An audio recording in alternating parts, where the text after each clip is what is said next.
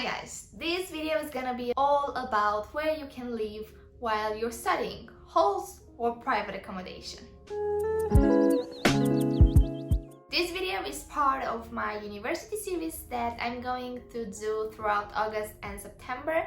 So if you'd like to see more videos that are related to this one and are all about university and student life in London, then subscribe to my channel and turn on that notification bell so you can get notified whenever I'm posting a new video. I also post on Instagram whenever there's a new video coming out, so you can also follow me there if you'd like.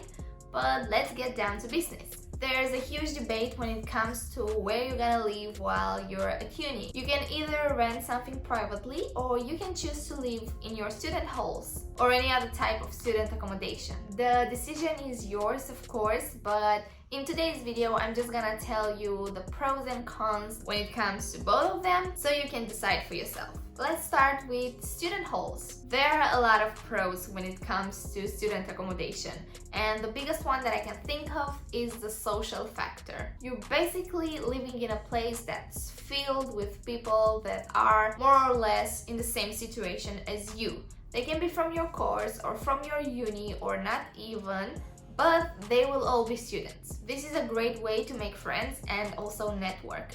And it's definitely easier for someone who doesn't know anyone to move in student halls and start making friends this way. You can find out about the next big party or events, and you will definitely get that student life vibe. You'll get to interact with lots of people and learn how to live with someone else, but that is also one of the cons that I'm gonna mention, which is sharing the flat. Another pro is that you will be able to get help from people that are around you. Say for example that you have a project and you need someone with really good graphic design skills to help you out with some illustrations. You have basically everyone there that you can talk to. You can help them build their portfolio and they can help you achieve your idea. So it's a win-win situation, but it's definitely easier when it comes to collaborating within courses when you live in student halls, because most of the people are already there. You don't need to go out and put a lot of effort into finding them because they're there already, and you just have to have the courage to make the proposal and see what they say about it. You also get to know about more opportunities and more projects, more jobs. Basically, you come in contact with so many people that you will hear about events sooner than if you would have lived somewhere else and not on campus. To sum it up in a few words, you get to know many more people. Sure, you can get to know people if you live somewhere else as well, but it's definitely not as easy as if you would have lived within student halls. So if you're about living that uni life and you want to meet as many people as possible, I definitely recommend uni halls for you. Now let's get to cons. As I mentioned earlier, you are sharing your flat in most cases, unless you have lots of money and you buy your own studio and you don't share anything with anyone, but that's a different thing. You might share only the kitchen, or you might share the kitchen and the bathroom, or you might even share the bedroom, and that is the minimum price that you can pay. And if you are on a budget but you still want to go for that student halls vibe, I definitely recommend that you look into student halls that have roommates. But any kind of sharing means that you will have to consider the other people that are living there as well. And if you don't feel like doing the dishes for an entire week, that's not really an option, because there might be people that would like to use the sink or would like to use the same dishes, or just don't want to smell your dirty dishes for that long. So you won't get to be very lazy. I believe you also need to be a bit more organized and have a bit more knowledge about time management, because for example you'll have to do your laundry somewhere else other than your room, which is usually within the same building, but you have to plan and make sure that after it's done you go there and pick it up so that someone else can use the washing machine, or that you don't end up searching for your clothes and never finding them again. It's just these kind of simple daily tasks that you will just have to consider that there are other people living in the same place as you do. So for example, if you'd like to sit in complete silence for 3 days and study a lot and prepare for your exam, but your friends or your flatmates, they want to party and they want to listen to music all day long, there won't be really much that you can do, because you have to respect the fact that they don't want to sit in silence. They will also have to respect the fact that you want a bit more silence as well, so it should be a compromise. I think sharing a flat, no matter if it's with people that you know or with strangers, it's a lot about compromising and how much you are willing to compromise in order to live in an environment that's peaceful and chill and relaxed, and that everyone is on good terms with the others. And because all the pros that I mentioned earlier have to come with a price, I will add as a con that usually student halls are a bit more expensive. But if you add up the fact that most student halls do not have bills, so you don't have to pay extra full bills, basically everything is included in the price that you pay monthly for the room, and usually they have other perks as well. So there are student halls that have gyms, so you don't have to pay for a gym contract on top of that. There are student halls that have cinemas or places where you can lounge with your friends, so that as well is adding up to that amount that you pay monthly and that you won't have to pay extra on top of rent. So if you choose to go for student halls, but where you hear the price, you feel like it's much more expensive than renting privately, you need to do the maths properly, because it can actually turn out to be cheaper if you use all the perks that the student halls come with, like gyms or cinema. So let's talk about private renting now. First of all, it's cheaper, but it's cheaper depending on where you want to live in. Because if your uni is in central London and you'd want a room that's quite close to it, then it won't be cheap at all. But if you want to go further, then you can get a pretty decent room for around £400 per month if you go outside central London. You have to add transport on top of that as well, and sometimes bills. So it might turn out to be actually more expensive than if you would opt for student halls. But if you decide to go for private rentals, then you must have other reasons on top of that. The biggest one that I can see is the fact that you can make your own rules and you can be 100% independent. Now, of course, you can get a room in a shared house and then there will be some rules that apply to you as well.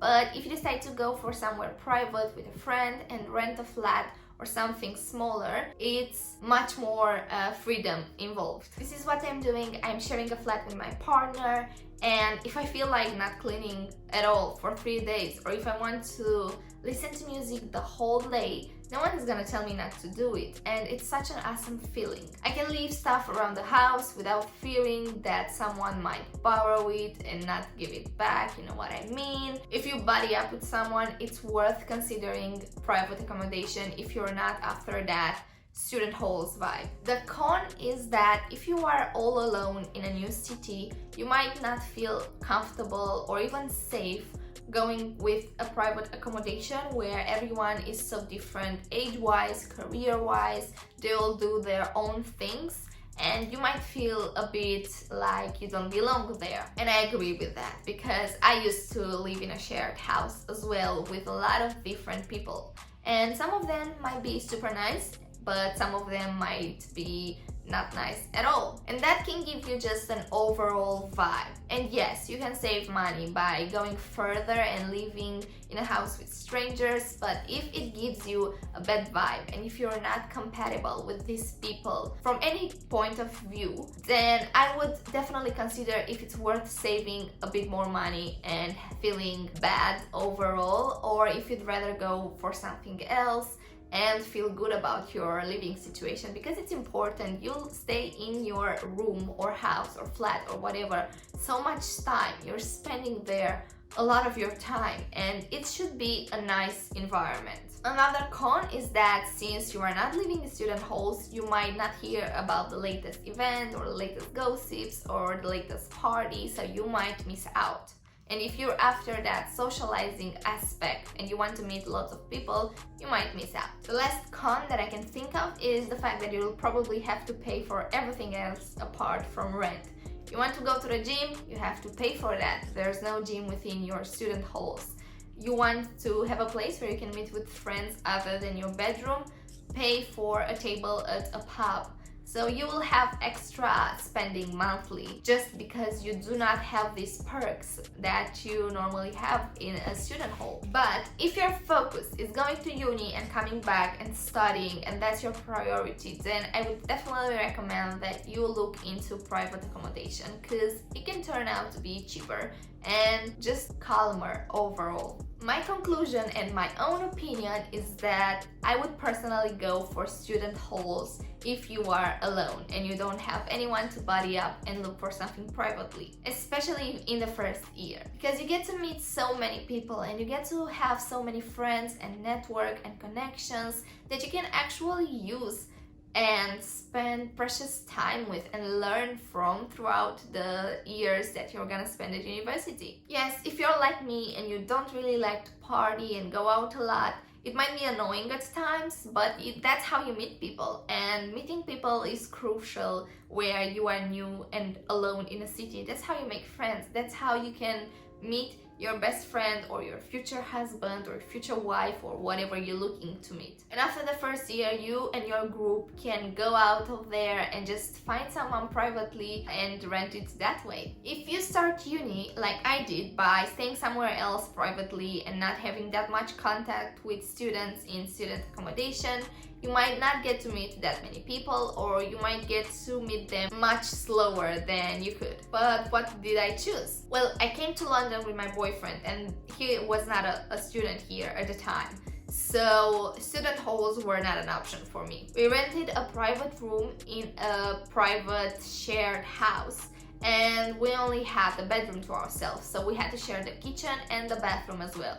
There was a cleaning schedule which was annoying because not everyone was putting on the same effort in cleaning when it was their day to do so. So another tip that I'd recommend is, if you decide to go for private accommodation and you have to clean or have a cleaning schedule, just propose to everyone that you pay a bit more and you hire someone to do the cleaning of these shared spaces like bathroom and kitchen, because it can be so stressful and so frustrated, and it can get to arguments, and it's not even that expensive if you divide it by everyone that's using that particular space. So I chose to live in a shared house in my first year, and after the first year we rented this one-bedroom flat where we live now, and it's my dream. I can call my friends and ask them to come over, and no one is gonna tell them to leave, no one is gonna be bothered by them, no one bothers me. I don't have to ask anyone for permission, and I make my own rules. Did I miss out because I was not living in student halls? Definitely. I think I would have had more friends and more connections and even more fun, but that was not what I was after. I wanted a cozy place where I could feel good and do what I want wherever I want. And now I have it, and I wouldn't have chosen anything different at all. So if you still have questions after this video, leave them in the comments below, and I'll make sure to answer in the best way possible to help you out as much as I can. No matter if you end up choosing private rentals or student halls, think that is not permanent. If you don't like a particular one, you can change it. We are all so different, and we have so many different living environment preferences. Then that's why there are so many accommodation types and places, especially in London. You just have to find the right one for you. Thank you for tuning in to this video, and subscribe to my channel if you want to see the rest of the university series that's gonna be here throughout the months of August and September. I hope this video helped you, and again, if you have any other questions or ideas and suggestions that you'd like me to talk about, leave them in the comments down below. See you!